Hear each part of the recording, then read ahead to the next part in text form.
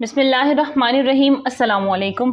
जब भी आप गुनाह करने लगते हैं तो आपने देखा होगा कि आपका दिल ज़ोर ज़ोर से धड़कना शुरू हो जाता है। यह खालिक की कुल की तरफ से दिया गया एक सिग्नल होता है कि ए मेरे बंदे, ये काम गलत है, इससे बाज आ जा। ये अलग बात है कि हमारे दिल गुनाह करते करते सियाह हो चुके हैं कि हम ऐसे सिग्नल्स को अपनी कमज़ोरी या एक फितरी अमल समझकर एक और गुनाह कर डालते हैं। एक रात हम सब कमरे वाले काफ़ी देर तक अल्लाह रब्बुल इज़्ज़त और इसके पाक नबी पाक सल्लल्लाहु अलैहि वसल्लम की मद्दाह बयान करते रहे। इसी दौरान एक दोस्त कहने लगे, मुझे काफ़ी मरतबा मैयत के लिए कब्र खोदने का इत्तफाक हुआ। एक मरतबा हम 4 दोस्त कब्र खोद रहे थे।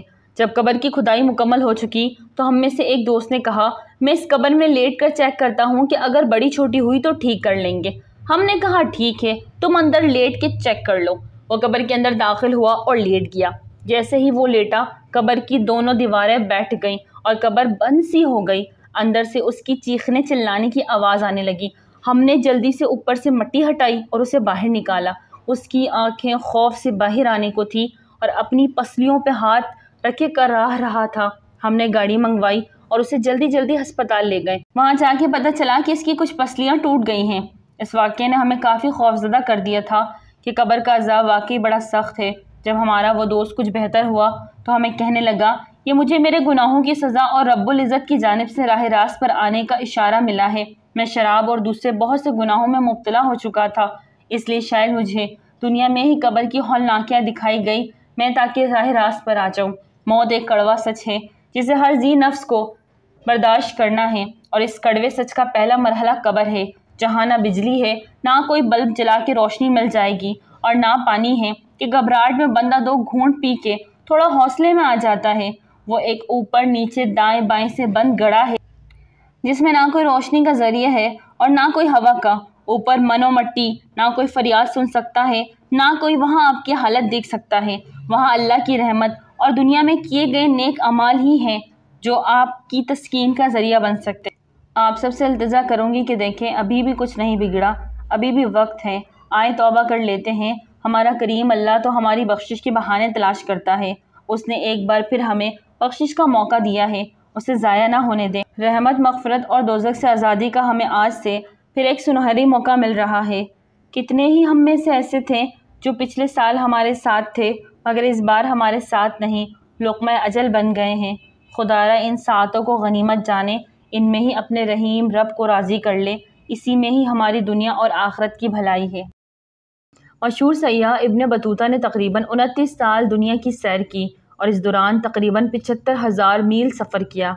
ये सफ़र करते करते जब मक्का मुकर्रमा पहुँचे तो वहाँ उनकी मुलाकात एक नौजवान से हुई जिसका नाम हसन था और लोग उसे हसन मजनून कहते थे।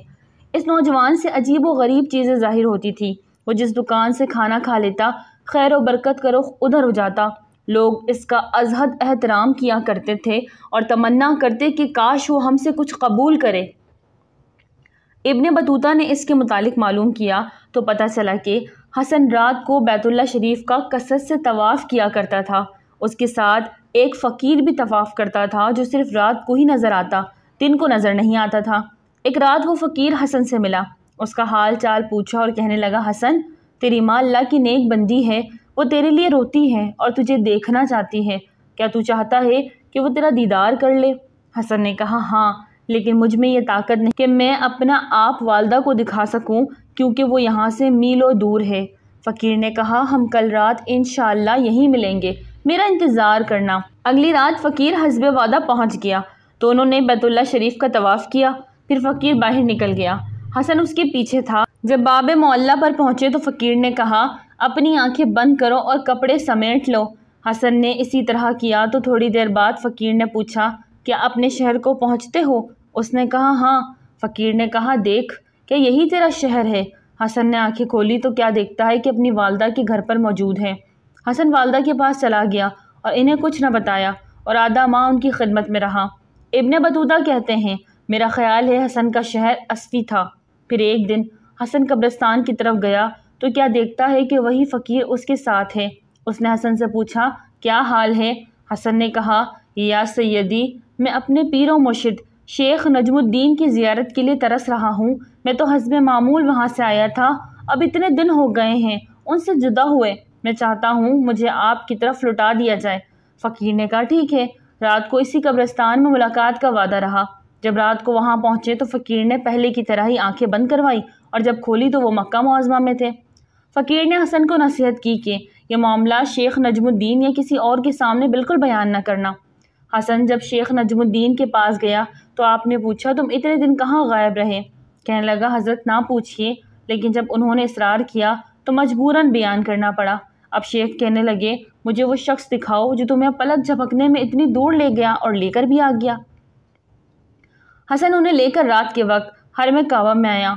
जब वो फ़कीर हस्ब आदत आया और उनके पास से गुजरने लगा तो हसन ने कहा, या सैयदी, ये है वो शख्स।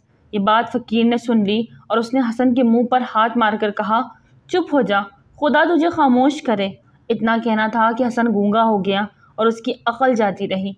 फिर वो इसी हाल में हरम पाक में रहता था और दिन रात बग़ैर वज़ू के ही तवाफ़ करता रहता और उसे नमाज का कोई होश न रहा। रिजालुल गैब एक मखलूक है जिसे अल्लाह करीम ने बड़े मर्तबे से नवाजा है। अगर खुशकिस्मती से किसी की इनसे मुलाकात हो जाए तो उसे गनीमत समझना चाहिए और इनकी इजाज़त के बगैर उनके मामलात को किसी पर ज़ाहिर नहीं करना चाहिए। मक्का मुकरमा और मदीना मुनव्वरा में रिजालुल गैब बकसरत से हाज़िरी देते हैं। वहाँ हर एक का एहतराम करना चाहिए, किसी के साथ झगड़ना नहीं चाहिए। क्या मालूम जिससे आप बद अखलाक होटल वाला समझ रहे हों या गुबार से उठा सफाई करने वाला नज़र आ रहा हो, वो इन्हीं में से एक हो। नाज़रीन, वीडियो अच्छी लगे तो लाइक कर दे, चैनल को सब्सक्राइब कर दे और दुआ में याद रखें। अस्सलाम वालेकुम।